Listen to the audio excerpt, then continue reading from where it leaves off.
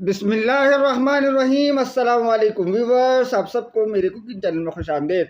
आज हम बनाने जा रहे हैं अपने किचन में चने की दाल गोश्त की रेसिपी, जो हम आपको इंतहाई इसी तरीके से बनाएंगे। और ये रेसिपी हम बीफ के गोश्त में बनाएंगे और इंशाल्लाह आप लोगों को ये रेसिपी बहुत ज़्यादा पसंद आएगी।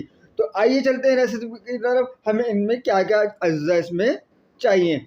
सबसे पहले हमने 1 किलो गोश्त लिया और वो भी हमने बॉन्ग का गोश्त लिया, जो कि चिकना गोश्त है। इसमें इंतहाई मज़ेदार इंशाल्लाह आपका चने की दाल गोश्त बनकर तैयार होगा। अमूमन इसमें निहारी भी बनाई जाती है।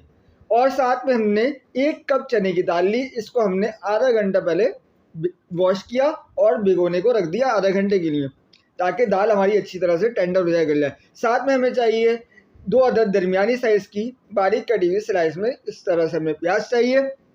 इस प्याज को देखिए छोटे छोटे टुकड़ों में हमने काट लेना है। साथ में हमें इसके लिए कुछ मसालों की ज़रूरत होगी। जैसे सबसे पहले 2 चम्मच हमें इसमें लहसुन अदरक का पेस्ट चाहिए, बारीक पिसा हुआ। ये घर का लहसुन अदरक पिसा हुआ है।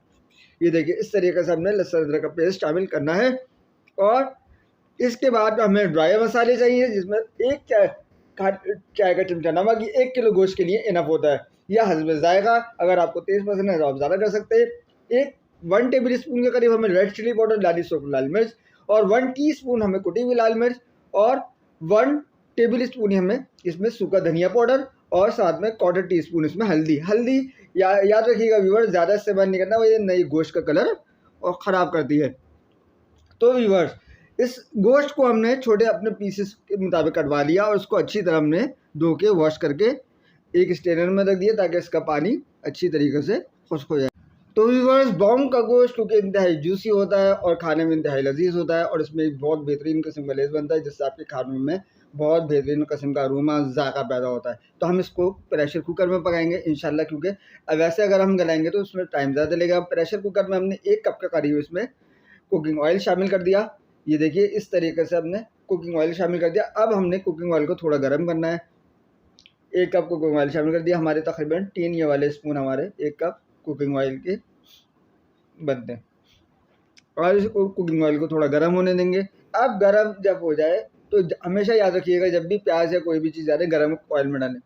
अब हमने इसमें प्याज शामिल कर दी, 2 अदद दरमियानी कटी हुई। अब हमने प्याज को इतना इसमें फ्राई करना है कि इस पर एक अच्छा सा कलर आना स्टार्ट हो जाए। बिल्कुल इसको गोल्डन फ्राई नहीं करना, वरना सालन का जो कलर है, आपकी ग्रेवी का कलर, वो भी ख़राब हो सकता है, या एक डार्क ब्राउन की तरफ चला जाएगा, जो लुक में देखने में अच्छा नहीं लगता। इसको आपने आज आपके इस मौके में मीडियम होगी, बहुत ज़्यादा तेज़ आंच पे इसको नहीं करना। जैसे ही प्याज का कलर चेंज हो जाएगा, हमने इसमें अपना बीफ का या बॉन्ग का गोश्त इसमें शामिल कर देना है। याद रखिएगा, ये हमने 1 केजी इसमें बॉन्ग का गोश्त, इसमें चिकना गोश्त, बेहतरीन किस्म का गोश्त हम इस्तेमाल करना है। आपने अच्छे रिजल्ट के लिए आप चाहे तो कोई भी जो आपको पसंद हो वो आप इस्तेमाल कर सकते हैं। अब प्याज के साथ और ऑयल के साथ आपने गोश्त को अच्छी तरीके से इसमें प्रेशर कुकर में ही भूनना है। इस तरीके से आपने अच्छी तरीके से भूनना है, ताकि इसमें अच्छा सा फ्लेवर आए। अब साथ में आपने तकरीबन 1 टेबल स्पून या 1 या 2 टेबल स्पून के करीब हमने लहसुन अदरक का पेस्ट, जो बारीक पिसा हुआ पेस्ट है, याद रखिएगा, वो शामिल कर देना है। अगर आप इसमें ज़्यादा भी शामिल कर सकते हैं तो कोई मसला नहीं। हमने तकरीबन 3 टेबल स्पून के करीब इसमें लहसुन अदरक का पेस्ट इसमें शामिल किया।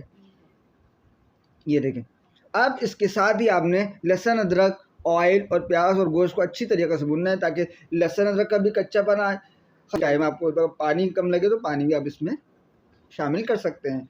अब इसके साथ ही जैसी अच्छी तरह हमने इसको भून लिया 5 से 7 मिनट। अब इस मौके पे हमने इसमें अपने सारे ड्राई मसाले, नमक, पिसी हुई लाल मिर्च, कुटी हुई लाल मिर्च, धनिया पाउडर और हल्दी इसमें शामिल कर देनी है।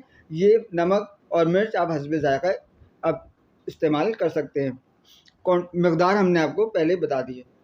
अब मसालों के साथ भी आपने इसको, गोश्त को और प्याज को, सारी चीज़ों को बहुत अच्छे तरीके से भूनना है, क्योंकि पाकिस्तानी खानों में जितना भूनेंगे उतना अच्छा जायका आपका निकल के सामने आएगा। इस तरह देखिए थोड़ा थोड़ा पानी शामिल कर दिया है, ताकि अब साथ में हमने इसके 1 से 2 कप के करीब शामिल पानी कर देना है, क्योंकि हम इसको प्रेशर कुकर में गला रहे हैं। तो पानी इतना शामिल करना है कि आप जब प्रेशर कुकर आप हटाएंगे तो आपका गोश्त जले भी नहीं, और थोड़ी सी ग्रेवी के लिए वो दरकार हो। तो तकरीबन हमने इसमें 3 कप के करीब पानी शामिल कर दिया, या इतना पानी शामिल करना है कि गोश्त इसमें डिप हो जाए। यानी डूब जाए। अब हमने इसके बाद हमने इस तरीके से प्रेशर कुकर को लगाना है। ये काम आपने बहुत देखभाल के करना है, क्योंकि ये थोड़ी सी भी गलती हो जाए तो प्रेशर कुकर में नुकसान होने का भी खतरा होता है। प्रेशर कुकर को आप अच्छी तरह पहले बंद कर लें, इस तरह प्रेस करके ये दोनों हाथों से। अब इसके ऊपर आपने वेट रखना है, यानी सीटी रखनी है। अब देखिए व्यूअर्स, जो पकाने का तरीकाकार क्या होगा, जैसे आपकी सीटी या आपकी विसिल्स आ जाए, इसके बाद आपने टाइम नोट कर लेना है। तो आधा घंटे आपने तकरीबन बीफ में बॉन्ग की गोश्त को गलाना है मीडियम आंच पे। बहुत ज़्यादा अगर तेज़ आंच करेंगे तो सारा पानी सूख जाएगा और गोश्त जलने का खतरा है। तो आपने इसको नॉर्मल आंच पर रखना है। ये देखें व्यूअर्स, अब तकरीबन आधा घंटे के बाद हमने इसको डीकुकराइज करना है। सबसे इजी तरीका ये कि आप सिंक में रख दें, उसके ऊपर पानी डाल दें।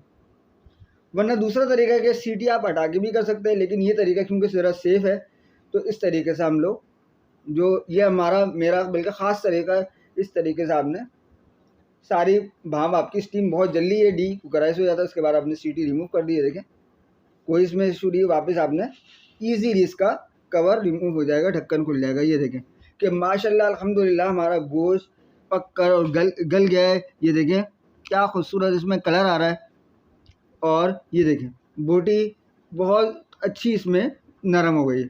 ये देखें, ये ऐसी हमें कंडीशन में, ऐसी हमें चाहिए, बिल्कुल गोश्त गला हुआ निकले, क्योंकि ये बीफ का गोश्त है। क्योंकि इसके बाद अगर आप इसको गलाएंगे तो फिर इसको गलने में बहुत ज़्यादा आपका टाइम लेगा। तो आपने कोशिश करनी है कि प्रेशर कुकर में ही इसको फुल डन कर लेना है, या तकरीबन थोड़ी सी कसर छोड़ें जो दम का टाइम पूरी हुआ है, यानी 98% तक आपने प्रेशर कुकर में ही अपने भुने हुए गोश्त को यानी बॉन्ग को टेंडर करना है। ये देखिए, इसके बाद आपने इसमें अच्छी तरह एक दफ़ा दोबारा भून लें मसालों के साथ, ताकि एक अच्छा सा इसमें फ्लेवर आ जाए, जायका इसमें हो। क्योंकि मैंने जैसे आपको बताया कि पाकिस्तानी खानों में जितना ज़्यादा भूनेंगे उतना ज़्यादा। अब साथ में हमने इसमें 1 कप जो चने की दाल हमने 1 घंटा पहले भिगोई थी, वो आप इसमें शामिल कर देनी है। और ये देखें, चने की दाल इस स्टेज पे शामिल करने आपने फिर चने की दाल को भी गोश्त के साथ अच्छी तरह भूनना है, ताकि सारे मसालों का फ्लेवर गोश्त का चने की दाल में आ जाए। और हमने तकरीबन इसमें चने की दाल को गलने के लिए 1 से 1.5 कप पानी शामिल करना है, क्योंकि ऑलरेडी हमने दाल को 1 घंटे पहले भिगो दिया था।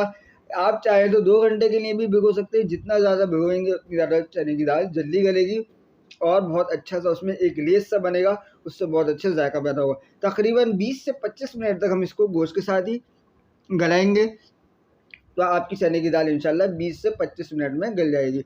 आप चाहे तो इस मौके पर आके प्रेशर कुकर में भी चने की दाल को 2 से 3 मिनट के लिए गला सकते हैं, उसी तरीक़ेकार के मुताबिक। अब ये देखें, हमारी दाल तकरीबन 60% तक गल चुकी है। हम तकरीबन थोड़ा सा इसको और गलाएंगे और इसको कवर करके गलाएंगे, ताकि ये अच्छी तरीके से टेंडर हो जाए। ये देखें व्यूअर्स, गोश्त भी हमारा पूरा ये टेंडर हो चुका है, गल चुका है। ये देखें बॉन्ग का गोश्त बहुत अच्छा इसका जायका होता है, बहुत अच्छा इसका अरोमा निकल कर आता है। ये देखें व्यूअर्स, और दाल भी हमारी तकरीबन 60% तक गल चुकी है।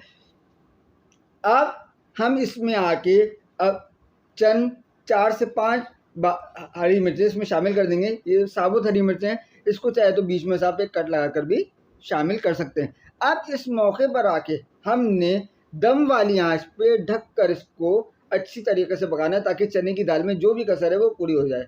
तकरीबन 20 से 25 मिनट तक आपने इसको गलाना है दम वाली आंच पे, ताकि इसका तरी भी ऊपर आ जाए, रोगन इसका ऊपर आ जाए। ये देखिए व्यूअर्स, माशाल्लाह अल्हम्दुलिल्लाह क्या खूबसूरत इसका कलर, और ये देखें चने की दाल गोश्त ये दोनों अच्छी तरीके से गल चुके हैं, टेंडर हो चुके हैं। ये देखें व्यूअर्स, और हमारा देखिए रोगन यानी हमारी तरी ये भी ऊपर आ चुके हैं, और एक बहुत अच्छी सी हमें एक थिकनेस ग्रेवी हमें जो रिक्वायर्ड है वो चाहिए थी, वो हमें मिल चुकी है। आप चाहें तो इसमें आधा कप और डाल के, जितना अगर आपको ग्रेवी कम ज़्यादा पसंद हो तो थोड़ा सा पानी शामिल करके तो आप ग्रेवी और बढ़ा भी सकते हैं। और इसके बाद हमने इसमें हरा धनिया स्प्रिंकल कर देना है, छिड़क देना है, ताकि एक इससे अच्छा सा डिश में खूबसूरत सा कलर आए। आप देखिए हमारा चने की दाल गोश्त ऑलमोस्ट तकरीबन बन के तैयार हो चुका है। अब हमने इसमें हरा धनिया से इसको गार्निश कर दिया है, और साथ में आप चाहें तो इस पर गरम मसाला भी छिड़क सकते हैं। अब हम इसको कवर करके तकरीबन 5 से 7 मिनट के लिए हल्की बिल्कुल दम वाली आंच पर हमने इसको कुक होने देना है, ताकि दाल में, गोश्त में अगर थोड़ी बहुत कसर है वो भी पूरी है। और व्यूअर्स, हमने फाइनली अपनी चने की दाल गोश्त को डिश आउट कर लिया है। क्या खूबसूरत और माशाल्लाह से बेहतरीन इसमें कलर लुक नज़र आ रही है आपको कि चने की दाल गोश्त भी हमारी टेंडर हो चुकी है और एक बहुत मुनासिब से हमने इसमें ग्रेवी रखी है। तो उम्मीद करते हैं कि चने की दाल की गोश्त की ये रेसिपी आपको बहुत पसंद आई होगी। अगर मेरी ये वीडियो आपको अच्छी लगे तो मेरी इस वीडियो को लाइक करिएगा, प्यार से कमेंट करिएगा और चैनल को सब्सक्राइब करिएगा। मिलते हैं नेक्स्ट रेसिपी में, जब तक के लिए अल्लाह।